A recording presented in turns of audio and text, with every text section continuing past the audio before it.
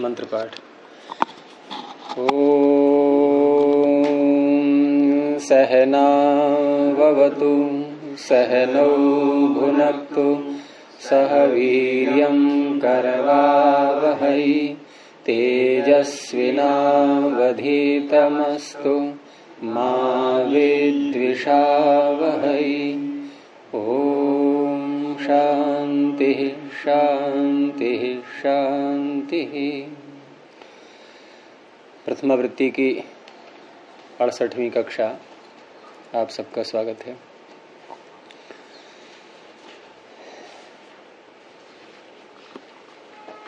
पीछे सूत्र हुआ था आद्यंतो टकितो, टित और कितागम आदि और अंत में बोले जाएंगे, रखे जाएंगे। तो इसमें कोई पूछना है? पीछे कोई प्रश्न है? हाँ बोलिए। लाए थे हेतु वाला होने से। हेतु वाला किस प्रकार से? हेतु वाला हेतुमती च तो ये कहता है कि हेतु वाला, हेतु वाली धातु, हेतु वाली धातु होती है, उससे ऋणिश प्रत्यय होता है। हेतु वाली धातु से। अब आप प्रश्न करो आगे। हेतु मान लेते, हेतु वाली धातु जैसे जिसका कोई हेतु हो वो हेतु वाली हो गई। हेतु संज्ञा है।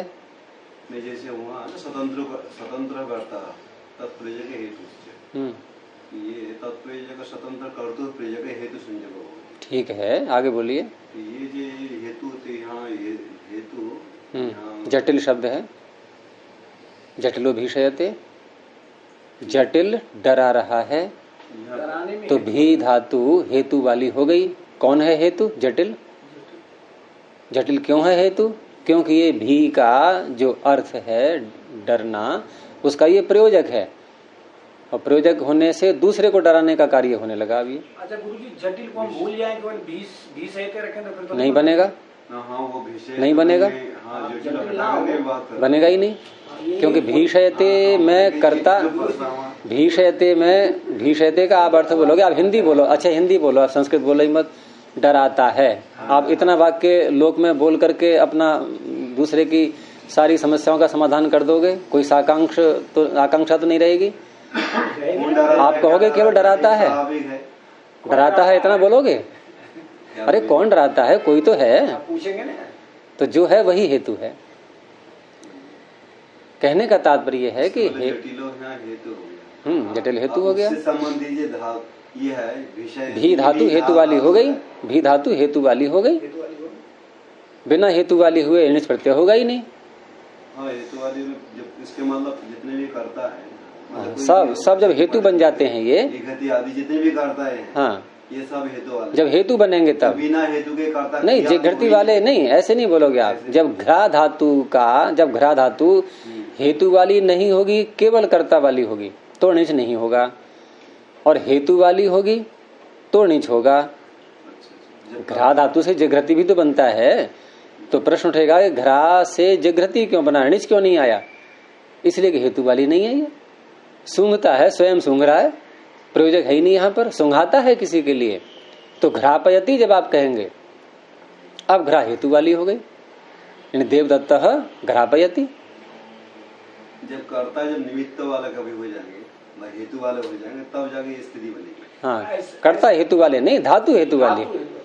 ऐसे गुरु जी यहाँ ये स्वतंत्र कर्ता का। हाँ, वो कर्ता ही हेतु बनेगा, लेकिन हेतु वाला कर्ता क्यों कहा आपने? धातु हेतु वाली बनेगी। हाँ, आप क्या करें? जैसे भोज थे, वो खिलाता है, तो मतलब वो प्रश्न भोज थे कहते ही। हाँ, भुज धातु हेतु वाली हो गई। हेतु वाली होगी। वो कौन है हेतु? जो खिला रहा है। मतलब जिज्ञासा हो जाता है ना, कौन खिला रहा है। हाँ, तो हेतु वाला होने पर ही ऋणिश होता है। आपको कोई शंका? इधर हमने शुक जो हेतु किया, पीछे हमने प्रपुजतनों से शुक किया, प्रत्यय तो एक ही है। अलग अलग सूत्र से प्रत्यय एक ही है। कहाँ है प्रत्यय? यहाँ शुक आगम है, शुक आगम, सॉरी। ठीक है। तो आप ये कहो कि आगम तो एक ही है शुक, और एक स्थान पर कर रहे हैं त्रपुजतनो हो शुक, एक स्थान पर कर रहे हैं भी हेतु भय शुक। तो जिनको ये आगम हो रहा है उसमें त्रपुजतु है, उसमें भी नहीं है, और भी हेतु भय शुक जो शुक कर रहा है इसमें भी है, इसमें त्रपुजतु नहीं है। ऐसे उदाहरण तो बहुत सारे आगे एक ही प्रत्यय अलग अलग सूत्रों से हुए हैं। चलिए, यहाँ पे भी नीच में अकस्वर में दीर्घ प्राप्त है, पर हमने किसमें? भी और नीच में। ये समझा। भी और निच में तो कोई बात नहीं है, निच में प्राप्त है, ठीक है। लेकिन वृद्धि वाला जो सूत्र है, यानी भी धातु से जो निच प्रत्यय किया है, ये है, ये कैसा है? ऋणिच है।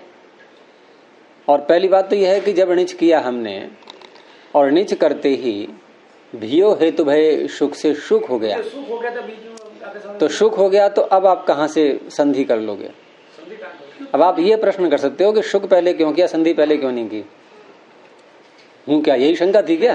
ये तो मैं बोल रहा हूँ। हमने शुक को अगले स्टेप में लेके आए हैं? पहले तो नीचे लेके आए ना जी। हाँ, नीच पहले लेके आए तो आप दो चीजें प्राप्त हो रही हैं, एक शुक भी प्राप्त हो रहा है और संधि भी प्राप्त हो रही है। यही तो हो सकता है। अगर हम संधि कर दें तो भी हेतु भय शुक कहाँ लगेगा? ये बेचारा हो जाएगा नहीं फिर। और एको और ये अकह सवर्ण दीर्घ, इसको तो बहुत सारे कार्य मिल जाएंगे, फिर भी इसको तो बहुत सारे कार्य मिल जाएंगे कि नहीं? जहां कोई बाधा नहीं है, निर्विरोध चुनाव होते हैं कि नहीं? और भियो हेतु भय शुक को हमने यहाँ रोक दिया, तो इसको और कौन सा अवसर मिलेगा? इसको तो ऋणिच प्रत्यय आएगा भी के आगे तभी मिलेगा अवसर, और वहां हम कर दें उसकी संधि, हो जाएगा शुक, सूत्र निरर्थक हो जाएगा। तो ऐसे सूत्र पहले लगते हैं। वो जो वाक्य भी तो नहीं बनेगा ना साधु, जो सूत्र नहीं होगा तो सुख नहीं होगा। वो इनके बात नहीं है, वो तो भाई ये कहेंगे कि वाक्य से हमें क्या लेना देना, हम तो सूत्र यदि आ रहा है हम तो लगाएंगे उसको, तो चलो ठीक है लगाएंगे। अब उसी की दृष्टि समाधान दिया मैंने कि सूत्र कभी भी निरर्थक नहीं होते।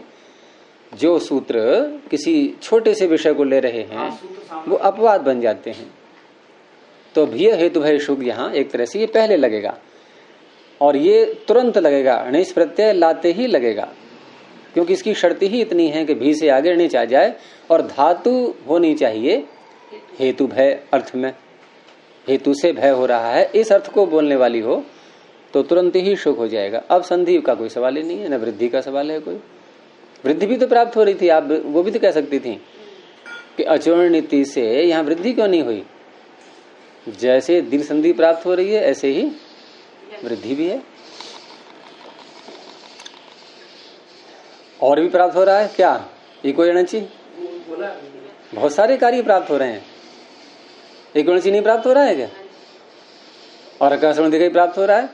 तो यहाँ भी तो आपने निर्णय किया, आपने क्यों बोला आकाशवाणी देखा, इको एणची क्यों नहीं बोला?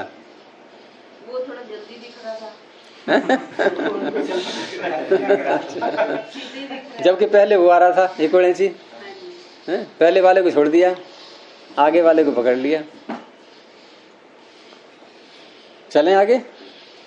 मितचोन्त्यात् परः, मित प्रथमैक वचनांतम, अचः षष्ठीक वचनांतम, अन्त्यात् पंचमेक वचनांतम, परः प्रथमैक वचनांतम।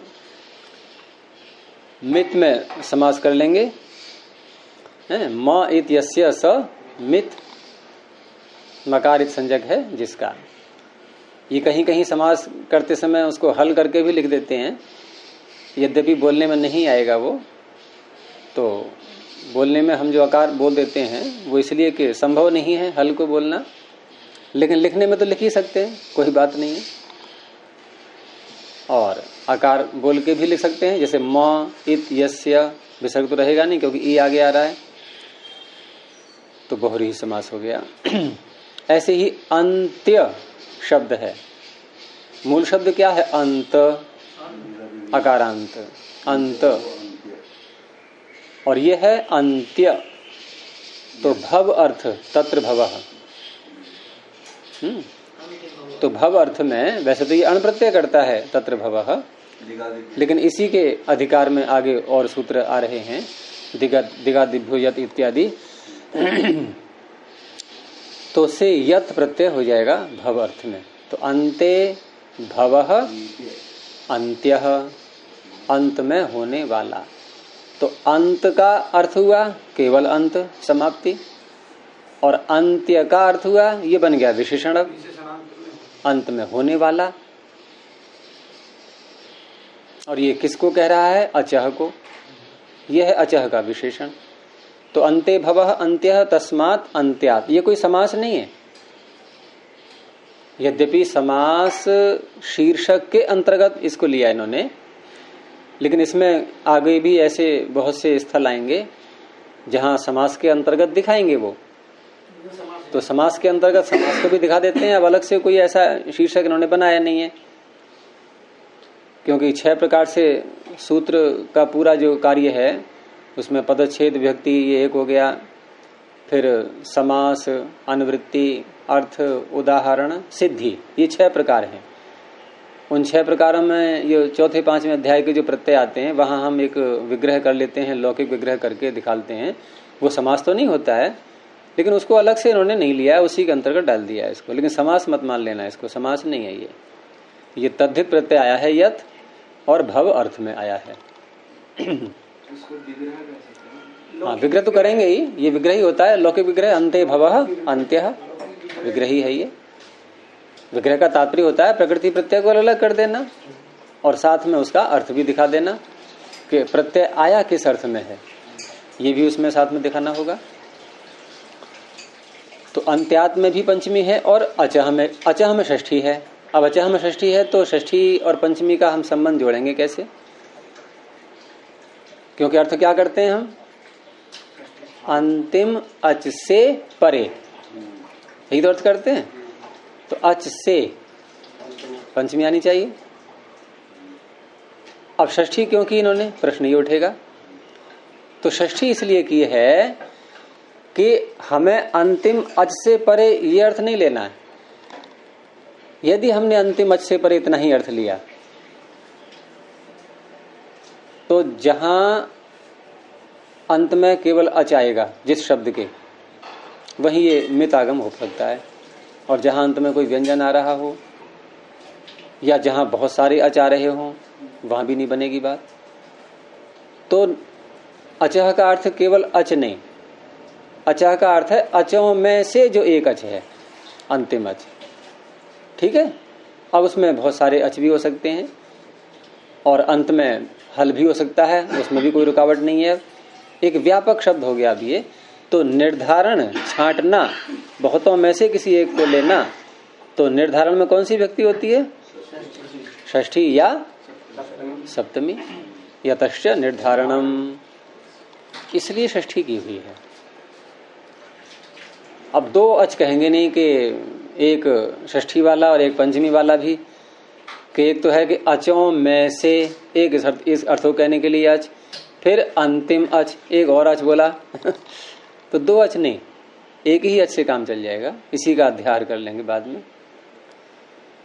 तो अचाम मध्य यह अंत्यः अच, अचों के मध्य में जो अंतिम अच। अब मान लो किसी में एक ही अच है तो एक में भी आद्यंतवद एकस्मिन, सूत्र पीछे आ ही चुका है। एक में भी आदि अंत के समान व्यवहार कर ही लेते हैं, वहां भी व्यवहार हो जाएगा। बहुत सारे हैं, वहां भी हो जाएगा। तो अचाम मध्य कह दो, अचाम सन्निविष्टानाम इन्होंने कह दिया है। अचाम सन्निविष्टानाम युवन्त्यवच तस्मात् परः मित भवति, उससे परे, उसके आगे जितने भी मित आगम है वो उसके आगे आएंगे। हो गया अर्थ स्पष्ट? अब उदाहरण देखिए। तो भिन्नति, छिन्नति, रुणद्धि, मुंचति, वंदे मातरम, कुंडानी बनानी, ये पीछे भी आ चुके हैं। यशांसी, पयांसी, आपको ध्यान आता है कभी पीछे आ चुके हैं? नहीं। तो यहाँ भिन्नति शब्द ये पहली बार आ रहा है, ये पीछे नहीं आया है अभी। तो भिन्नति शब्द में धातु क्या है? भिदिर विदारणे, और ये आती है रुधादि गण में।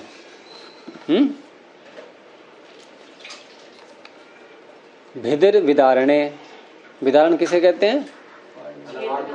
अलग अलग कर देना, फाड़ना।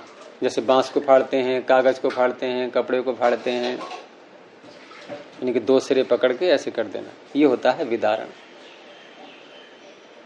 और एक होता है पृथक पृथक करना। दो वस्तुएं पास पास में हैं, एक को इधर रख दिया, एक को दूर रख दिया, अलग अलग कर दिया है। ये होता है विचिर पृथक भावे, इसको अलग कर दिया हमने। और एक होता है कि लकड़ी है ऐसी रखी हुई है और बीच में मारी कुल्हाड़ी, दो टुकड़े, वो दो टुकड़े अलग अलग नहीं थे पहले। यहां हम ये नहीं कहेंगे पृथक पृथक किया है हमने, ये क्या किया है, इसको दो टुकड़े अलग अलग कर दिए, यानी कि दो हिस्से कर दिए। तो यहां क्या होता है, द्वैधीकरण, छिदिर द्वैधीकरण है। ये भेद बता रहा हूं धातुओं में। अब तीन बोली मैंने, देखो विचिर, भेदिर, रुधिर, और क्या थी ये अभी, छिदिर। सब में इर इर आ रहा है नहीं, एक जैसी लगती हैं ये, तो सबके अलग अलग अर्थ हैं।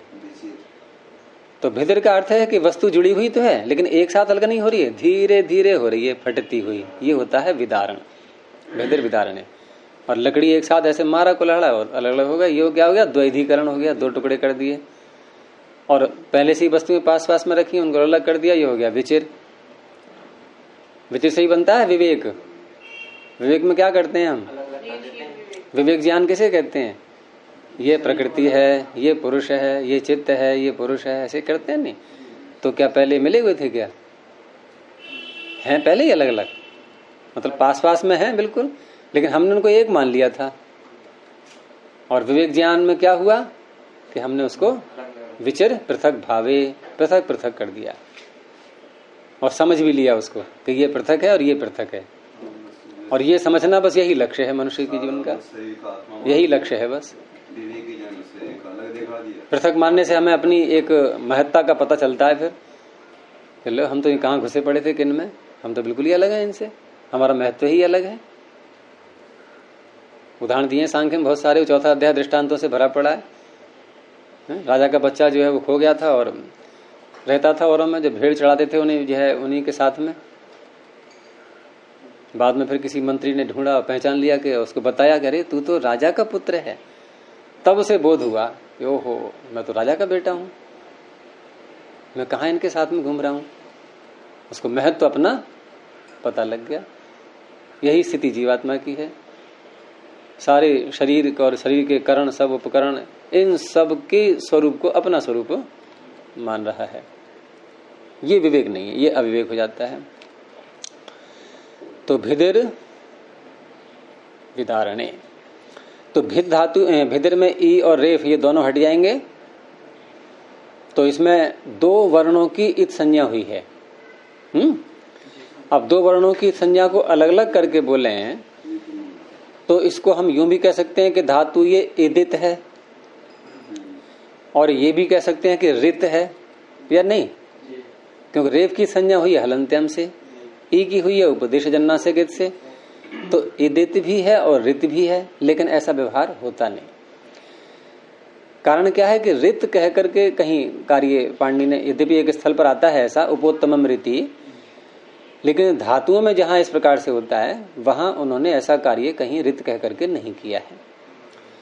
अर्थात जहां भी ई और रेफ दोनों को एक साथ पढ़ करके अनुबंध के रूप में रखा है किसी धातु में, तो उन्होंने ई और रेफ दोनों को एक साथ बोला है। तो कैसे बोलेंगे, दोनों को एक साथ बोले हैं और इत जोड़े हैं, इरित, इर इत, इरित। कौन सूत्र में आया बताइए, हैं? संदेह क्यों हो रहा है, यही है सूत्र, जरा जोर से बोलो खुल के, इरितो वा यही है, इरितो वा, इडागम के प्रकरण में आएगा। यहां वैसा कार्य नहीं है कोई अभी इरित का अपने उदाहरण में। तो भिद धातु से लटलकार ला करके धातु परस्मी पद की है। ये क्यों है परस्मी पद की, कौन बताएंगे? ये परस्मयी पद की है, इतना पता लग गया। प्रश्न यह है कि परस्मी पद की है, ये हम कैसे कहें। अब जैसे हम कैलेंडर देखते हैं तो या तो तारीख का पता हो या दिन का, एक चीज का पता होना चाहिए ना पहले, तो दूसरे का पता लग जाता है।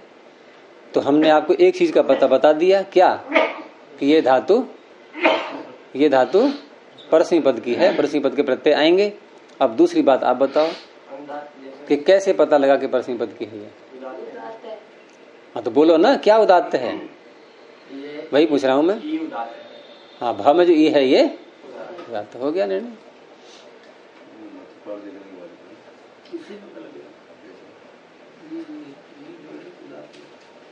ना रूप देख के तो कुछ पता लगा लो। अबे भीधि धातु में भीधि बचा, कि उदात्तम धातु इतने नहीं करेगा धातु पाठ, इससे आगे नहीं, भी में ई उदात्त नहीं, गलत हो गया ये तो निर्णय।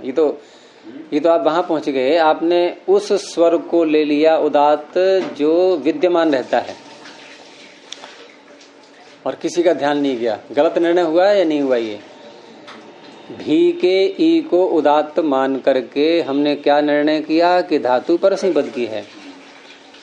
परस्मी पद या आत्मनेय पद या वह पद का निर्णय होता है जो अनुबंध होते हैं उनके द्वारा, और जो विद्यमान स्वर रहते हैं जो अनुबंध नहीं है उनके द्वारा क्या निर्णय होता है। अभी इन्होंने बोला इट और अनिट का। भी में जो ई उदात्त बोला, उदात्त नहीं अनुदात्त है, और अनुदात्त होने के कारण से भिद धातु अनिट है। हो गया। अब प्रश्न फिर वही है कि ये परस्मी पद की है, इसका निर्णय कौन करेगा। इसका निर्णय किस वर्ण से हुआ। हाँ, इसमें जो ई गया है ये उदात्त था, तो धातु कैसी हो गई, उदात्तेत। हाँ, दकार का ई, ये उदात्तेत, इसके कारण से अब है परस्मी पद की। ठीक है। तो लट लकार आया, लट लकार के स्थान पर तिप है, और तिप है सार्वधातु को कर्ता में आया है, इसलिए शब्द की प्राप्ति जो हो रही थी उसका अपवाद सूत्र रुधादिभ्यः शनम, ये शनम प्रत्यय करता है। रुधादि गण की धातुओं से शनम प्रत्यय होता है। अब शनम है ये प्रत्यय। अभी तक जो हमने देखा था कि ये सारा जो प्रकरण है परिभाषा प्रकरण, तो षष्ठी स्थान योगा इसमें बीच में बैठा हुआ था मुखिया, जैसे अपने सौर मंडल में सूर्य मुख्य है ऐसे ही यहाँ भी एक पूरा प्रकरण है ये। लेकिन यहाँ ये जो मिर्चो अंत्यात पर सूत्र है ये थोड़ा व्यापक है। ये केवल आदेश मात्र में न लग करके अन्यत्र भी लगा सकते हैं इसको। दूसरा एक और बात है, अगर हम षष्ठी स्थान योगा षष्ठी ही लें कि षष्ठी के स्थान में जो भी आदेश होंगे उसमें कुछ आदेश बनेंगे, कुछ आगम बनेंगे, ऐसा मान करके चलें, तो शनम का समाधान कैसे करेंगे, कौन बताएंगे। राधिभ्यः शनम का अर्थ क्या है।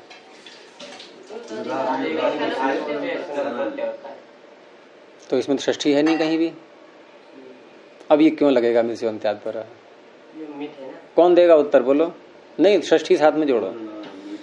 षष्ठी के द्वारा निर्दिष्ट जो भी आ रहे हैं आगम, वो उनमें से यदि कोई मित है वो अंतिम से परे होगा। ये तो पंचमी से निर्दिष्ट है। धादिभ्यः नहीं आया, मैं बोलूं उत्तर। अब कोई आ रहा है समझ में। देखो यहां जब भी कर्तावाची सार्वधातुक प्रत्यय आगे आएगा तो सूत्र क्या है, कर्तरी शब्द, ये अनिवार्य लगेगा। अब इसे यहां पर शब्द कर लो पहले। यद्यपि यहां सिद्धि में ऐसे नहीं दिखाया गया है, मैं बता रहा हूं, इसके उत्तर बता रहा हूं कैसे समाधान करेंगे इसका। क्योंकि ये सूत्र जो है मिर्चो अंत्यात पर, ये षष्ठी निर्दिष्ट के स्थान में ही सारी बातें कही जा रही हैं। भले ही सूत्र के अर्थ में न कहा गया हो, लेकिन षष्ठी अनिवार्य होनी चाहिए। तो यहां शब्द कर लेते हैं पहले, और यही कर्तरी शब्द का शब्द फिर आगे पहुंचता है। आगे जाकर के ये प्रथमा से षष्ठी में बदल जाता है। बीच में अब क्या अर्थ बनेगा? रुधादियों से उत्तर शब के स्थान में श्यन आदेश, भूषणम आदेश होता है। यहाँ तो ठीक है कर लिया, लकार लाया उसको निश्चित कर दिया, फिर बीच में सब लागने के बाद में फिर रुधादि में सनम करे। शब के स्थान में अब हो गया षष्ठी निर्दिष्ट। अब लग जाएगा मिथ्योन्त्याद पर। अब कोई कहे कि प्रत्यय कैसे बनेगा फिर ये? तो शप प्रत्यय है कि नहीं है, या वहां भी शंका है? तो स्थानीय बदादेशो नल भी, तो प्रत्यय के स्थान में जो आएगा वो भी प्रत्यय ही होगा, प्रत्यय में कोई बाधा नहीं। तो ये पक्ष भी स्वीकार किया गया है, इनके ये शब के स्थान में ऐसा मान करके सारे जितने भी विकरण है, ये शुनु है, शनम है, ऊ है, तनादिकृभ्य ऊ, शना है, श्यन है, ये सब शब के स्थान में। अब ये सारे षष्ठी निर्दिष्ट हो गए, कोई बात नहीं। का अर्थ क्या मिलता है वैसे? हम देखेंगे क्या मिलेगा उसमें, ये मिलेगा। देखो प्रथमावृत्ति में सारी बातें नहीं बताई जाएंगी, ये बातें आगे चल करके भी बहुत सी आएंगी, और क्योंकि प्रथमावृत्ति में आरोप लगाना, आक्षेप आना, उनका समाधान करना, ये विषय नहीं रखा गया है। ठीक है, यहाँ तो हमने सामान्य रूप से सब बातें जान ली हल्के फुल्के रूप में। आगे चल करके फिर प्रहार किए जाएंगे व्याकरण के ऊपर, उनके समाधान किए जाएंगे, एक निखार लाया जाएगा उसमें अपने ज्ञान में, सूत्रों की महत्ता एक अधिक रूप में हमारे सामने आएगी बढ़ करके, वो सारे विषय बाद में आएंगे, तो वहीं इस प्रकार के समाधान आएंगे।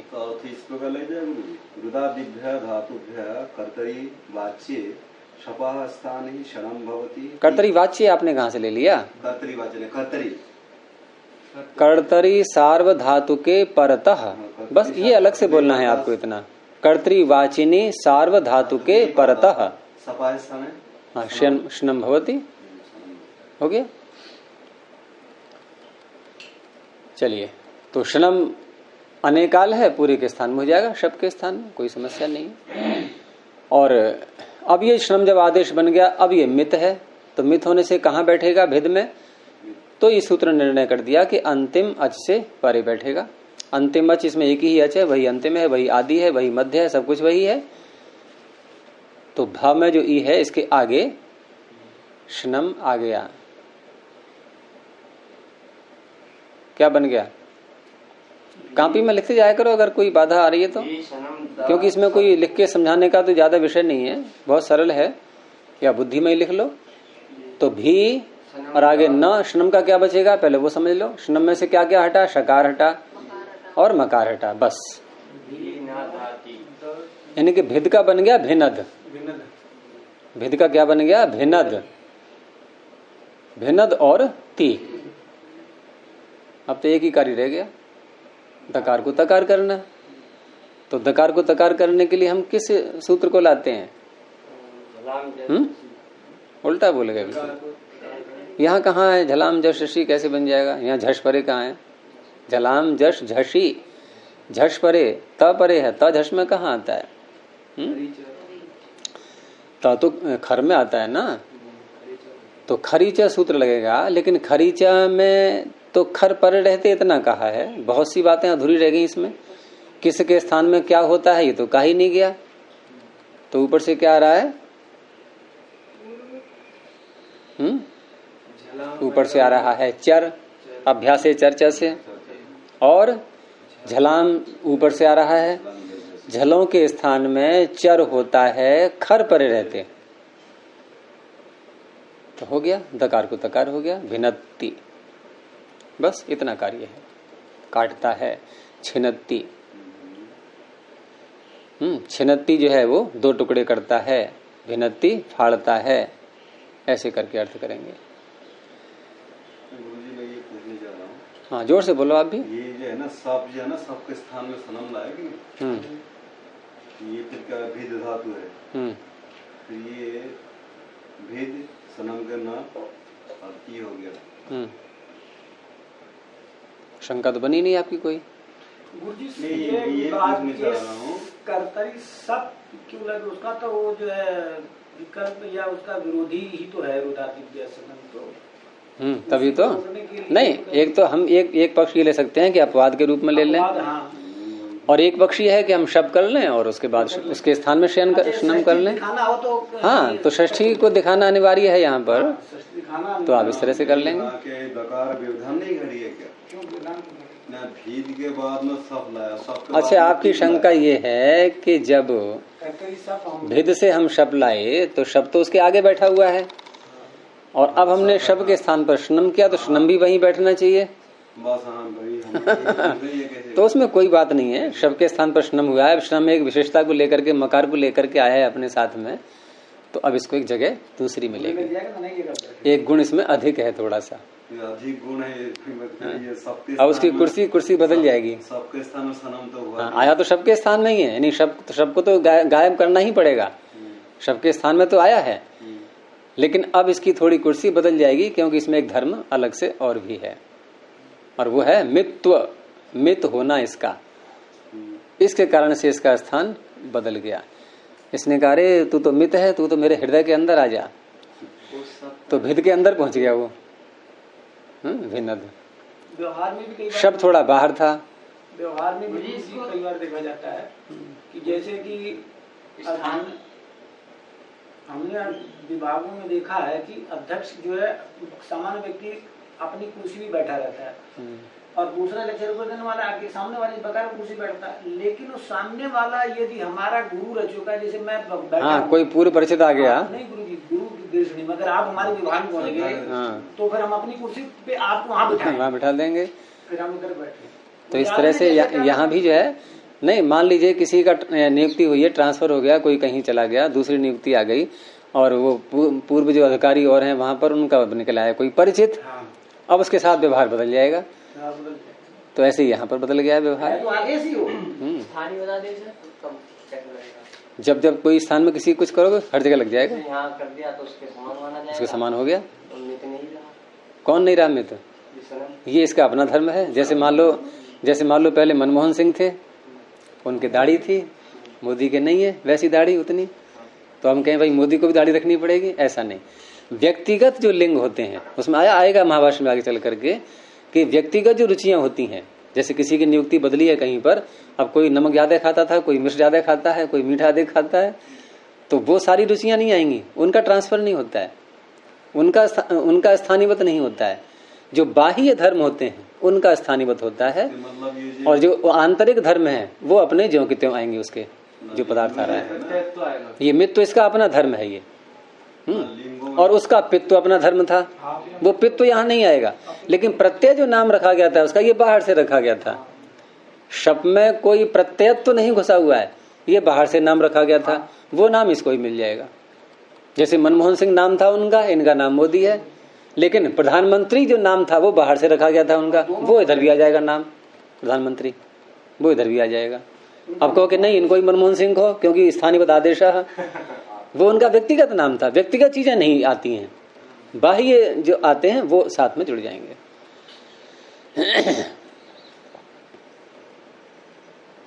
तो भिन्नति छिन्नति हो गया। ऐसे ही आगे ऋणद्धि, ऋणद्धि को अलग से इन्होंने इसलिए दे दिया कि थोड़ा सा संधि वाला कार्य इसमें विशेष है, बाकी सब कुछ वही है। धातु क्या है? रुधिर। अब रुधिर में ईर हटा दिया, रह गया रुध, और ती प्रत्यय आया, और वही शब के स्थान पर शनम, और शनम मित है तो कहाँ बैठेगा? रू के आगे। तो रुध का क्या बन गया? रुनध, रुनध और ती। अब रुनध में रेफ के आगे उ, उकार के आगे नकार, तो अट कुपवांग नुम व्यवायेपी। ठीक है, रेफ और शकार से उत्तर नकार को नकार हो जाता है, अट कवर्ग पवर्ग आदि का व्यवधान होने पर भी, तो न को न हो गया। अब बन गया रुणध और ती, रुणध और ती। अब यहाँ जो ती है और ध के आगे जो आ रहा है, अब यहाँ क्या हम विधि अपनाएंगे, किस प्रकार से परिवर्तन करेंगे?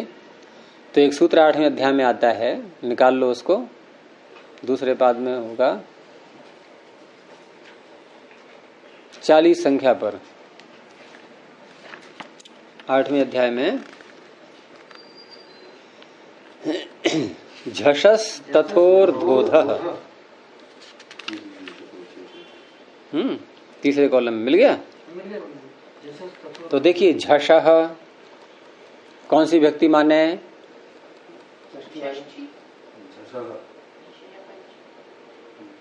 अच्छा, झषा में षष्ठी माने, तो तथो में कौन सी है? ये झषा में पंचमी। हाँ, झषा में पंचमी, तथो में षष्ठी द्विवचन। षष्ठी का द्विवचन।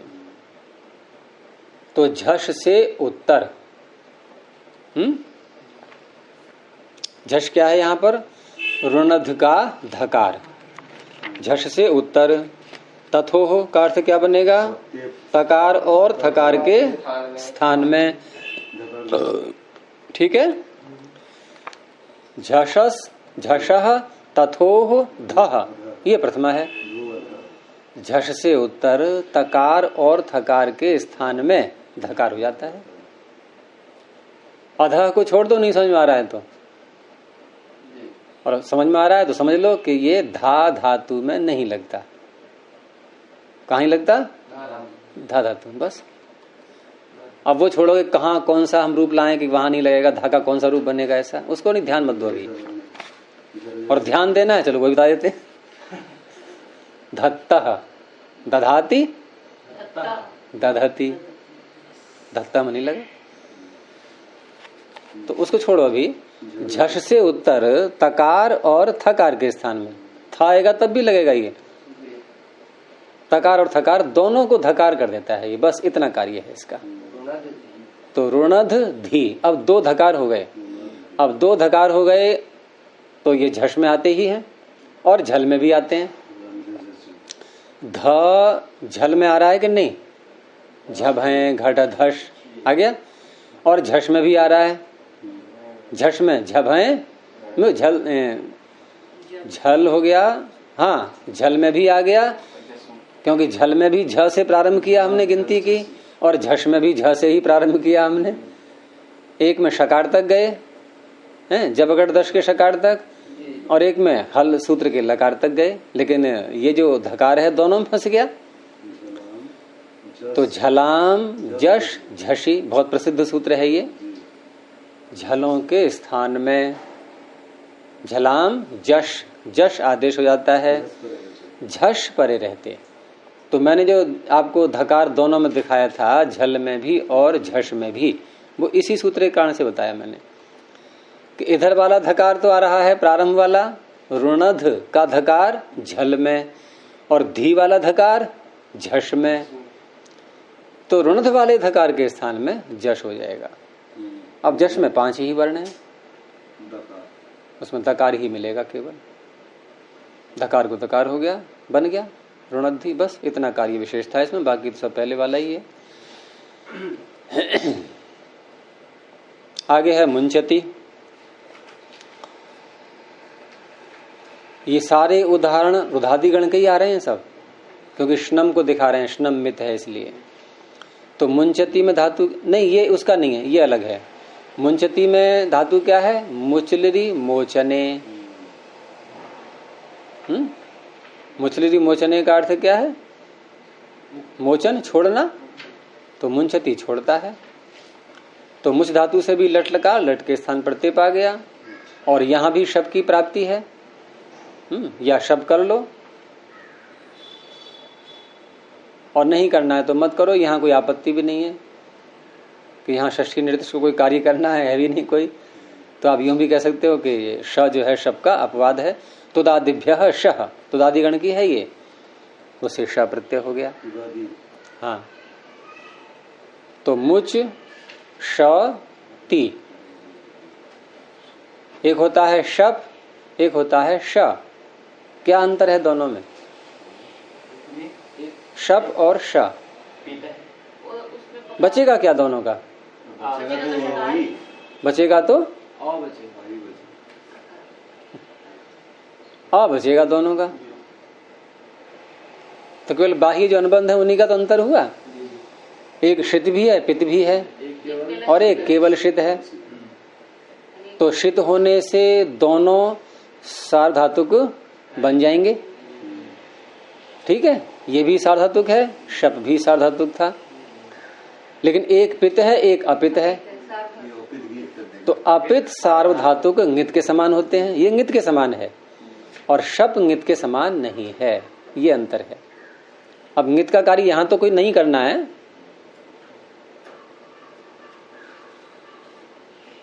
और करने को यहां दिखा भी सकते हो प्राप्ति आप, जैसे मुच और श और ति, तो पुगंत लघुप धस्य च गुण की प्राप्ति दिखा सकते हैं नहीं? अगर नुम को हम नहीं लाते हैं प्रारंभ में तो गुण की प्राप्ति दिखा सकते हैं, और किंग च से निषेध हो जाएगा गुण का, क्योंकि आगे ङित प्रत्यय आ गया। ङित प्रत्यय आगे आए, कित आए, तो गुण वृद्धि नहीं हो सकते। तो इस तरह से ये ङित माना गया है।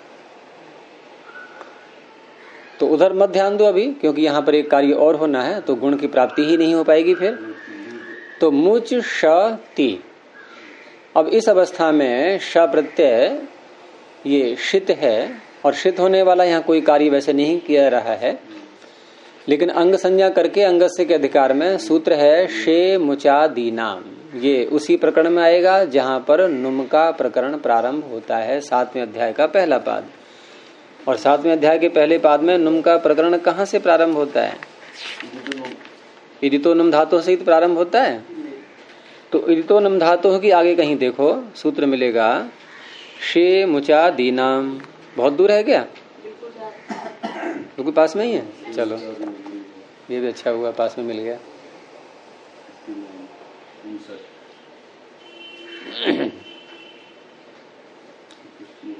शे मुचादी नाम, कोई कठिन अर्थ नहीं, अर्थ आप कर लोगे। मुचादी नाम अंगानाम शे परतः नुमागम भवति। अब मुचादी कितने हैं? तो मुचादी कोई अलग से धातु पाठ में वैसा गण नहीं है जो मुख्य गणों में गिनती होती है, अवांतर गण है ये। तो दादी गण के अंतर्गत है ये मुचादी। तो मुझ से लेकर के कुछ और आगे पड़ी हुई है, उनमें लगता है सूत्र ये। तो मुचादी नाम में षष्ठी है, षष्ठी निर्दिष्ट को ये नुमागम हुआ। तो मित्य अंत्यात पर ने नुमागम कैसा है? मित है, मित होने से अंतिम अच। तो मुच में अंतिम अच कौन सा है? उकार। उस उकार के आगे नुम का, बोलो आगे, नुम का नकार। उकार भी अनुबंध है उसमें और मकार भी अनुबंध है, केवल नकार। तो मुंच प्रति, अब मुंच मुंह के आगे नकार है, अभी अनुस्वार कहाँ है? ये अभी तो नकार है ये। तो नकार के स्थान पर पहले आपको अनुस्वार करना होगा। तो नकार के स्थान पर अनुस्वार करने का सूत्र कौन सा है? और एक ही सूत्र है, ज्यादा नहीं है। नकार को अनुस्वार करने का एक ही सूत्र है, नश्चा पदांतस्य झलि। मुंह अनुस्वार के आगे है ये, वहां से अनुस्वार की अनुवृत्ति आती है। तो अर्थ क्या बनेगा नश्चा पदांतस्य झलि का? नह षष्ठी का एक वचन, अपदांतस्य षष्ठी है। तो अपदांतस्य नकारस्य स्थाने झलि परतः अनुस्वारादेशो भवति। अपदांत नकार को पकड़ता है ये। तो मुन च, ये जो न है क्या पद के अंत में है? पद क्या है यहाँ? ये पद है? हैं? तो कर लो पद, कितना पद है वही पूछ रहा हूं मैं। हाँ, ती सहित पद है, सुप्तिगंतम पदम। तो पद के अंत में तो ई आ रहा है, नकार तो अपदांत हो गया, और झल परे होना चाहिए। नकार के आगे कौन सा वर्ण आ रहा है? देखो, चकार। चकार झल में आता है, झवे से शुरू करेंगे तो ख फ छ ठ थ चट त, ये तो बीच में आ गया। पहुंचना कहां तक है हमें? हल तक। तो झल परे है, अनुस्वार हो गया। अब इस अनुस्वार को अनुस्वारस्य यई पर सवर्ण, अब यय परे होना चाहिए। यय अनुस्वार के स्थान में पर सवर्ण होता है, यय परे रहते। तो यय यय, अभी हमने चकार को देखा झल में, क्या ये यय में भी है? हयवरट के या से कहाँ तक पहुंचेंगे, कपय तक, तो फिर आ गया वही खप चट तो फिर बीच में आ गया, यय में भी आ रहा है चकार। तो यय परे हो तो अनुस्वार के स्थान में पर सवर्ण। अब पर क्या है, चकार। अब चकार जैसा, पर सवर्ण, चकार के समान, चकार जैसा। सवर्ण क्या है, तुल्यास्य प्रयत्नम सवर्णम। तो ऐसा वर्ण लाना है हमें जो चकार जैसा हो, है चकार का, यानी पर सवर्ण, पर जो चकार है उसका सवर्ण हो। तो चकार के सवर्ण कितने हैं, सारे गिन लो पहले, 5 ही हैं, ठीक है ना, 5 हैं इसके सवर्ण। तो 5 सवर्णों में अब स्थानीय अंतरतम लगाएंगे, छटनी करनी पड़ेगी, एक ही तो आएगा कोई। तो स्थानीय अंतरतम अंतरतम देखेगा, सादृश्य देखेंगे, हम कहाँ से मिलाएंगे, कैसे मिलाएंगे। तो एक तो उच्चारण की बात होती है, वो तो यहाँ कुछ भी नहीं है। स्थान से तो कोई संबंध है नहीं यहाँ पर, क्योंकि अनुस्वार के स्थान में कर रहे हैं हम। तो उसमें इतना देख लेंगे कि अनुस्वार को हम जब बोलते हैं तो नासिका का भी प्रयोग होता है ना। और वहां च छ ज झ य में नासिका का प्रयोग किसके साथ हो रहा है, यहाँ के साथ हो रहा है, तो यहाँ कार हो जाएगा। ये हो गया परसवर्ण, मुंचति। च में अ कहाँ से आया, जिसके स्थान में लाया वही। च में अ क्या है, श का अ है, मुंचति। नकार, ये नकार के अनुस्वार बना। हाँ, नकार के स्थान में नकार का अनुस्वार, अनुस्वार का यकार। अनुस्वार के आदेश स्थान में क्या कर देंगे, हैं, परसवर्ण किया है ना। हाँ, परसवर्ण चकार जैसा, पर है चकार, चकार के सवर्ण च छ ज झ य, ये सारे हैं, उनमें से यकार को चुन लिया गया स्थानांतरतम से। अच्छा, अंतर्य चतुर्विधम अंतर्यम भवति, कौन सा अंतर्य लिए, स्थान अर्थ गुण प्रमाण ऐसे होते हैं ना ये। तो हैं, स्थानकृत अनुस्वार का स्थान क्या है, नासिका माना गया है ना। तो नासिका स्थान माना गया है अनुस्वार का, और उसमें एक ही है ऐसा, च छ ज झ य में, यहाँ जो है नासिका भी है और तालु भी है। तो थोड़ा सा भाग मिल गया, बस नासिका मिल गया, ठीक है। एक सूत्र आता है उसमें वर्णोच्चारण में, ङ नमः स्वस्थान नासिका स्थान, ङ नमः स्वस्थान नासिका स्थान, नासिका स्थान भी होता है इनका। और अनुस्वार का भी उसका सूत्र कौन सा है, अनुस्वार यमः नासिक्याः, ये भी नासिक्य है। बस इतना मेल हो गया, तो मुंचति। आगे वंदे मातरम, तो वंदे मातरम में धातु क्या है, वदि अभिवादन स्तुत्यो हो। अब इस धातु में पाणिनि ने इकार को लगाया है, यहाँ रेफ नहीं है, इकार को लगाया है। तो इकार अनुबंध होने से धातु कैसी हो गई, इदित। तो इदित धातुओं का एक विशेष कार्य होता है, इकार पाणिनि वहीं लगाते हैं, इदित उसी धातु को करते हैं जहां उनको नुम का आगम करना होता है। और सबसे मुख्य सूत्र नुम आगम करने वाला, जहां से नुम का प्रकरण प्रारंभ होता है, वो सूत्र कौन सा है, बस यही लगेगा यहाँ, इदितः धातोः नुम भवति। इदित धातु के स्थान में षष्ठी है। अब स्थान में नहीं बोलते हम, क्योंकि नुमागम बन जाता है, तो को बोल देते हैं हिंदी में। इदित धातु को नुमागम होता है, कोई शर्त नहीं है इसकी, ये परे हो वो परे हो, कुछ नहीं, कहीं भी हो कैसा भी हो, बस इदित होना चाहिए। आगे चाहे कुछ हो चाहे ना हो, कोई लेना देना नहीं। तो वद धातु है, ईरकार हट गया, रह गया वद, और वद के बाद फिर इसमें ये तुरंत ही यहाँ पर, क्योंकि जब कोई शर्त ही नहीं है उसकी, धातु संज्ञा मात्र होना चाहिए, तो सबसे पहले यही काम कर लेंगे, इससे निपटेंगे पहले। ये काम पूरा करो। अभी लकार नहीं लाए क्योंकि मांग ही नहीं रहा है, तो धातु लकार आगे लाओ या कोई प्रत्यय लाओ, कुछ भी नहीं कर रहा है वो तो सबसे पहला ये कार्य धातु संज्ञा की और तुरंत तो नुम धातु है। अब कोई ये कह सकता है फिर अंग तो बना ही नहीं अभी ये अंगस्य के अधिकार में, तो अंगस्य के अधिकार में सूत्र बहुत से ऐसे हैं भी जहां अंगस्य का संबंध न होने पर भी कार्य हो जाता है। और अगर कोई आग्रह करता है कि अंग संज्ञा करके ही करेंगे तो कोई बात नहीं, लट लकार ले आओ, लट लकार लाते ही अंग बन जाएगा, एक प्रत्यय लाते ही अंग बन जाएगा। वदी लट, वद लट, अब कर लो तुरंत नुम, कोई आपत्ति नहीं। तो कहां आएगा नुम? ये मित्रवंत्यात् पर वह के आगे आएगा, तो नुम का क्या बचेगा? नकार, क्या बन गया? वंद। अब यहां भी करेंगे हम नष्टा पदांत से झली, हैं? क्योंकि झल परे नहीं है। अच्छा, क्या परे है? नकार के आगे क्या है? दकार झल में नहीं आता है क्या?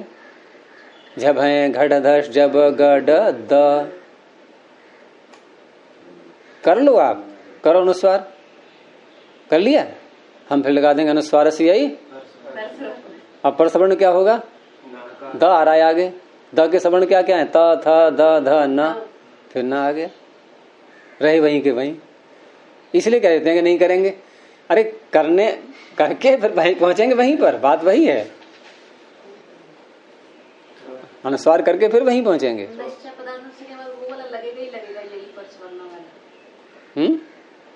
अनुस्वार से ही परसों तब लगेगा जबकि यह परे होगा तो लगेगा, यह परे नहीं है तो नहीं लगेगा। यह प्रारंभ होता है आयावरण से, तो यह में सारा झल तो आ ही गया, नहीं सारा झल तो नहीं आएगा। नष्टा पदांत से झली, देखो झल में कुछ वर्ण ऐसे हैं जो यह में नहीं आएंगे, कुछ ऐसे हैं झल में नहीं है वो भी आ जाएंगे, है नहीं है? लेकिन ऐसे कितने हैं जो झल में है और यह में नहीं है? तो श, श, स और ह, चार वर्ण, ये नहीं है झल में, उसमें यह में, इनके परिणति परसवर्ण नहीं होता है। अनुस्वार इनके परिणति भी हो जाएगा नकार को।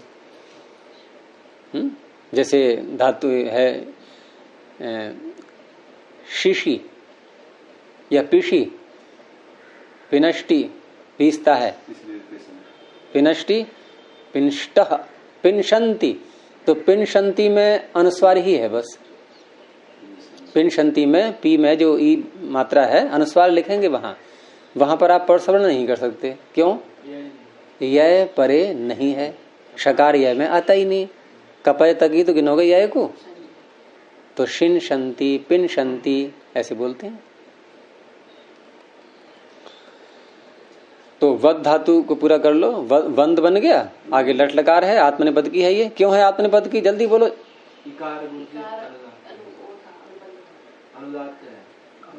अनुदात बोलो, अनुबंध तो है, अनुदातेत धातु बनाना है आपको, तो ई अनुदातेत, ई अनुदात है इसलिए धातु होगी अनुदातेत, ठीक है। और व में अ, व में अ,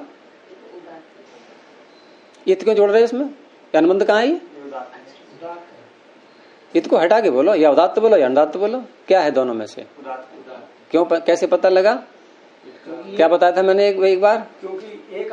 लुट लकार का रूप देखा करो, लुट लकार में बनेगा वंदिता, इडागम हो गया, इडागम हो गया, ये बता रहा है कि वह में अ उदात्त है। लुट लकार के रूप से पता लगता है, लुट लकार के रूप से। अगर लुट में इडागम नहीं है तो आपको अनुदात्त मानना होगा। वैसे तो गुरु जी अनुदात जब वदी का ई उदात हो गया, नहीं वदी का ई तो अनुदात है, अनुदात है तो हाँ। वह अपने आप उदात हो गया। नहीं नहीं ऐसा नहीं, आगे स्वरित होता पीछे ना, इसमें ये नियम नहीं लगता। धातुओं में नहीं, धातुओं में जो अवस्थाएं हैं सारी उदात अनुदात की, ये केवल कार्य करने के लिए है ये। और वैसे सूत्र इसका स्वर करेंगे आप तो धातु सूत्र अलग है छठे अध्याय के दूसरे पाद में, और सब धातुएं अंतोदात्त होती हैं, वो नहीं। यहाँ अनुबंध की बात हो रही है कि अनुबंध जो हम मानते हैं, नहीं वहां नहीं है ये। तो वंद और ल के स्थान पर आत्मनिपद में त के स्थान पर, त के स्थान पर क्या? त में जो अ है टी भाग, उसको ए टित आत्मने पदानाम टेरे। और शबागम भी होगा, शप। तो वंद शप का अ और ए, अ ए क्या होगा, अतो गुणे, गुण परे होता है, आकार से उत्तर गुण परे होता है, तो पूर्व पर के स्थान पर पररूप हो जाता है। तो अ और ए मिलकर के ए ही रहा, वंदे वंदे मातरम। आगे कुछ और है इसमें, कुंडानी इत्यादि, ये कल देखेंगे। अब प्रणव ध्वनि। ओ